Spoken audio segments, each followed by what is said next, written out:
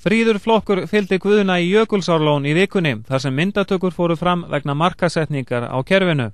Guðni hefur starfað í Los Angeles í meira en áratug, þjálfað hundruð einstaklinga, ekki síst fólk í kvikmyndageiranum. Smán saman hefur hann þróað hugmynd sem hann fékk hér á landi, heildrænt heilsuræktarkerfi sem á að bæta andlegt og líkamlegt atgervi.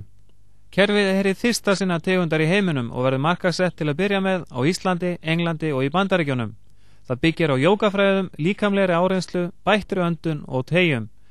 En er þetta enn eitt líkamsræktarkerfi sem endar inn í bílskúr eftir fáar vikur í notkun? Meiningin er að hvetja fólk til að nota þetta og þetta er öðruvísi heldur en þessi líkamsræktartæki sem menn þekkja. Þetta er náttúrulega við erum að tengja þetta hug- og heilsurækt sem gerir það verkum að við erum að hvetja fólk til að skoða lífið, taka ábyrgð og að velja viðbragð í staðinn fyrir að bregðast við.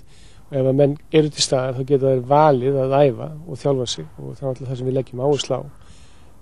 Þetta er ekki bara líkamsrækt, heldur er þetta líka hugrækt og heilsurækt, fyrst og fremst heilsurækt. Þetta er heildrænt kerfi, þar að segja við tölum um líkamsrækt, við tölum um næringafræði, við tölum um hugrækt, við tölum um líkamann og líkamsbeitingu og það sem við gerum er það að við erum að tala um einingu og athygli. Síðan blöndum við alltaf öndunni við átækið. Ef maður æfir ekki með alla þætti sína tilvistar, þá er maður ofta að skapa meiri tvístringu heldur en sameiningu. Sýnist þér að Íslendingar séu í góðu líkamlegu formi?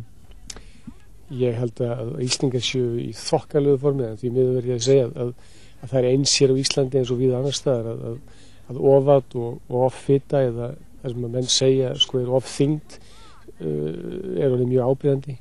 Og við hefum spurður að hvort það sé að völdum hreyfingarleysi, svarið er alltaf nei, þetta er að völdum ofáts og það er ekki hreyfingarleysi sem skapar vandamáli heldur einstaklingurinn sjálfur. Hvað er þá til að ráða?